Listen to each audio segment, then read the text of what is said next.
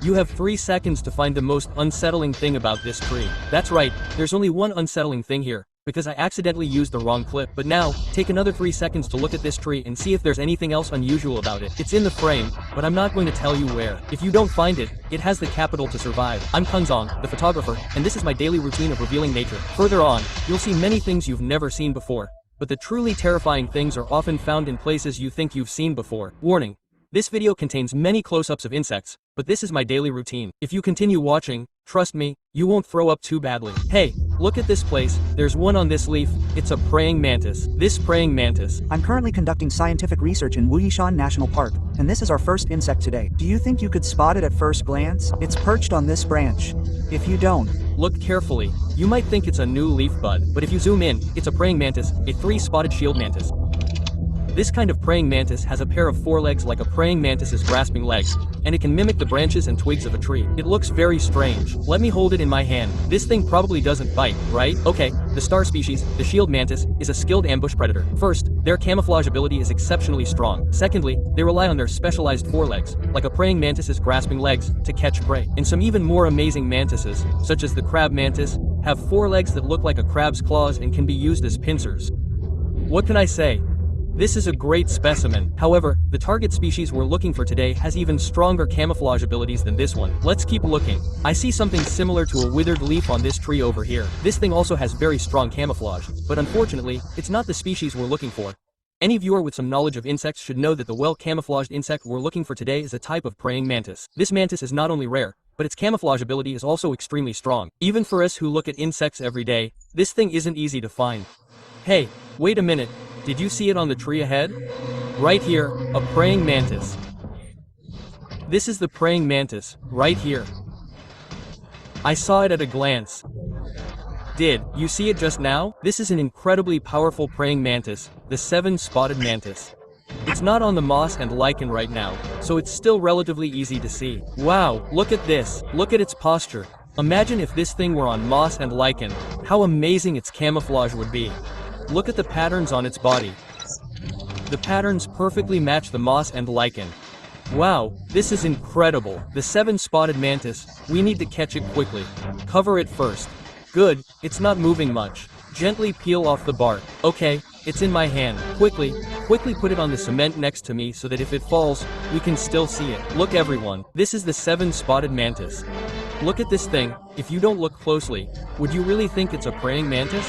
Wow, this is amazing. The 7-spotted mantis is a type of tree mantis. It probably looks completely different from the common mantises you saw as a child. This mantis looks very much like a cockroach. Here's a fun fact. Praying mantises and cockroaches are actually distant relatives. That's right, you heard me correctly. Some more primitive mantises, such as the pygmy mantis and the golden mantis, look very much like cockroaches. But the 7-spotted mantis is not that primitive. They have evolved into this appearance that allows them to blend in with the tree bark and moss. Look, their bodies are very flat. They usually lie on the bark, constantly camouflaging themselves, hoping no birds will see them. Hey, but there's also a very strange little-known fact. The 7-spotted mantis actually has many color variations. For example, this one looks like a lichen, and they will perch on trees with lichen. Some are more yellowish-green, more like moss, and they will perch on moss. There are also some with more muted colors that mainly move around on the ground. However, there's also a rather grim possibility. Perhaps the mantises that perched in the wrong places were eaten. It's really possible. Male 7-spotted mantises have wider wings and can fly, while females basically can't fly. They mainly perch on trees for camouflage, which is a common characteristic of many mantises. Alas, many 7-spotted mantises have been caught in the past 2 years, so I hope everyone will be lenient and not collect them to the point of extinction. Their habitat is also being destroyed, so I won't be revealing any of the insect discovery locations I found today. It's a way of protecting these insects in Wuyi Mountain. Let's release it, shall we? Don't you think this mantis is incredibly amazing? But the second target species we're looking for today is even more extraordinary, and its habitat is even more secluded. Even if I were to look for it, my blood pressure would skyrocket. Let's go. Good evening everyone, our task tonight is still very demanding. First, we need to set up a light at the guest house and another on another mountaintop to expand our search area.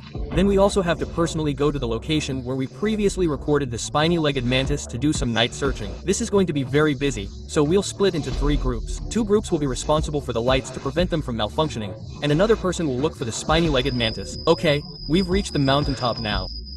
We set up our lights in the pavilion yesterday, but the results weren't very good, so we need to choose a more open area that faces the opposite mountain.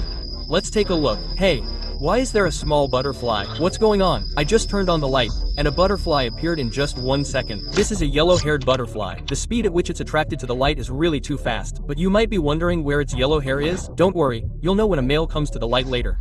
I feel like this insect net is really working wonders. I just turned on the light less than 5 minutes ago. Look, 1 striped golden beetle, 2, 3, 4, 5, 6. 6 cute ones. What a classic product of East China. Ouch, it's pinching me so hard. This is a striped golden beetle, and it has nothing to do with that certain company's beetle. The males have specialized thoracic and head horns, while the females are more rounded, with some pitted markings on their bodies. This is a relatively common type of golden beetle in East China, and today is their peak season. There are dozens of them. It's unbelievable. Wow, we haven't even left yet, and another good one has appeared. This is a male yellow-haired stag beetle. Look at the yellow hairs on the inside of its mandibles. This is a characteristic of the yellow-haired stag beetle. There are many types of stag beetles, and its pronotum is much wider than that of the stag beetle, so this is also a very good specimen. Hey, don't pinch me. It also has yellow hairs on its hind thorax. This is clearly a yellow-haired stag beetle. Very good, very good. This is a very good find. We haven't even gone to look for the stag beetle yet, and we've already found so many things. I feel like I don't want to leave. What should I do? But the stag beetle is our ultimate target species, so we must set off. Now we have arrived at the location. The tea plantation is down below, and we will immediately start searching for traces of it in the surrounding area. What? You saw a snake? Let me see. Oh, it's a water snake, I think. How does it look so much like mud? Yellow snake. This snake is so cute. Yes. We haven't even entered the tea plantation yet, and we've already seen a snake. Those of you who are afraid of snakes, don't worry. This kind of snake is really very cute, believe me. It really does look like mud. I can't contain myself. Doesn't it look like a yellow eel? At first, I thought it was a prickly caterpillar. This is a Shaanxi short-tailed snake, a little cutie that lives in streams. This kind is definitely not poisonous, so don't worry. Oh no. You might actually have to worry a little, because it will spray poop. Hey, this snake is easy to handle.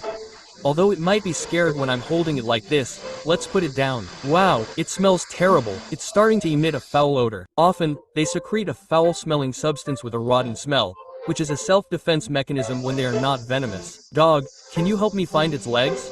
Just over there on the tea tree. I'll give you a bone if you find them. Okay, it just left. Maybe you can't tell from the video, but it's pretty creepy crawling around in the tea plantation at night. Look over here. There's a caterpillar here. Can you see it?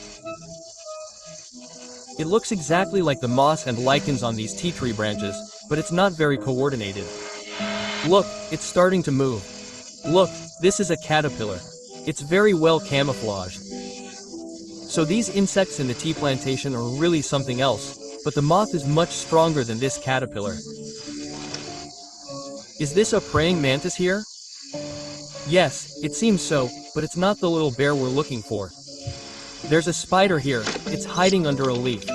I thought it was a praying mantis at first glance. Oh my god, this is so hard to find in this place. There's a beetle on this tree here. This is also a very typical agricultural pest. The beetle is called a stink beetle. It emits a fruity, pungent smell when it encounters danger. You know, it might even taste a little flavorful. Look at these mosses and lichens here. There's a spider. Look at this. I guess some of you might not even see it yet. It's right in the center of the screen. Right there. Wow, this is really too much. Aren't all these things in this tea plantation so strong? Oh well, we've been searching here for 2 hours and haven't found a single leg.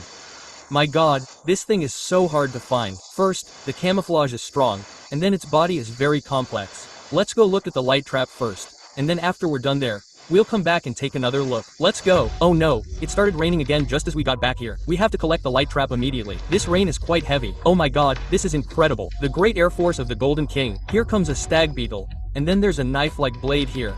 And it seems there's nothing else particularly interesting here. Let's go. Let's wrap it up. Let's go check the map. But just as we were about to turn off the lights, there was a sudden bang on the lamppost. And then I saw this. Wait a minute. A flat-headed mantis came here. What kind of flat-headed mantis is this? This is a Chinese flat-headed mantis. A Chinese flat-headed mantis landed on the lamp. Oh my god. This mantis is so big. We'll have to take this back to the guest house to film it. It's just too big. Oh my god. This mantis. Finally, this last one is a Chinese mantis. I have to hurry and record it. I can't miss this. Now our number 1 lamp has a Chinese flat-headed mantis. Although it's not a bare flat-headed mantis, this is also a very classic flat-headed mantis. Look, there's a flat, raised bump on the head of this mantis. That's its flat head. The flat head of the Chinese flat-headed mantis is relatively straight, while the legs and thorax are curved, similar to a praying mantis. When I was just turning off the light, I saw a very abstract-looking moth earlier. Look at this is a hawk moth, and this hawk moth has 2 large white spots, but its tail's scent gland, or whatever emits pheromones, when that came out, oh my god. And then the serrated pattern on its wings, and the brown hairs on its forelegs, its buffs are really stacked. It's got all the buffs of a hawk moth. Oh well, nothing we can do now. Let's go back to lamp number 2 and see if there's any miracle there. Now we've returned to the lamp next to our guest house. Let's take a look at what's on this lamp. A giant praying mantis came. Holy cow, a giant mantis came. I can't speak too loudly, they're all sleeping. Wow, this is so big. This giant mantis, I can't even pick it up. Oh my god. Dot. I can't pick it up. Look at this mantis, it's so big.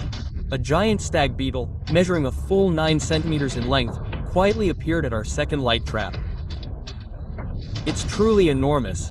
Wow, those jaws are really impressive. This one, as a giant stag beetle, is absolutely unbeatable. I think it's probably 8 or 9 centimeters long. It definitely has to be at least 8 or 9 centimeters. If this characteristic were in human society, you'd know at a glance that this guy is not to be trifled with, but he's also too lazy to bother with you. It just goes to show that the biological order here in Wuyishan isn't established by mere noise.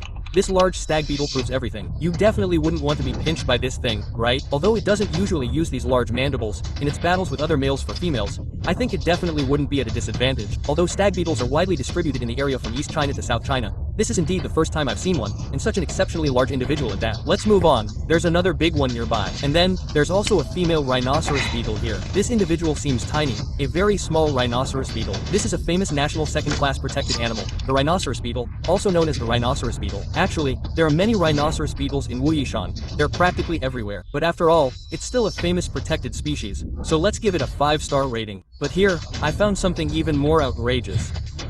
Ah, there's a flat beetle here. Why would this thing be attracted to the light? That's right, what you're seeing is a very primitive beetle, the flat beetle. It belongs to the family Archistemata, and its systematic position is the closest to the early beetle ancestors among existing beetles. However, the flat beetle has a very strange characteristic. It is inexplicably attracted to laundry detergent. Perhaps their pheromones have similarities to the ingredients in laundry detergent, so I don't know if it came here because of the laundry detergent or because of the light. This ancient beetle ancestor definitely deserves a 4-star rating. But where is our ultimate target, the flat-top mantis, exactly? We're going to make our final effort on our last morning in Wuyishan. I can only say that the hope is very slim, because mantises are very difficult to find during the day. This is a last resort. My teammates even climbed to Loyu Mountain in the tea plantation, but still couldn't find it. Finally, let me show you what the Shangpingding Temple looks like. Thanks to my friend, Chong, for lending me these 2 pictures. Look, the mountain range is completely identical to the one in Taiwan. I think there might be something wrong with our method. Making this video wasn't easy, so please remember to like and subscribe. It seems I'll have to go to Wuyi Mountain again this year, and this time I think I need to find some more experienced teammates to help. For macro photography,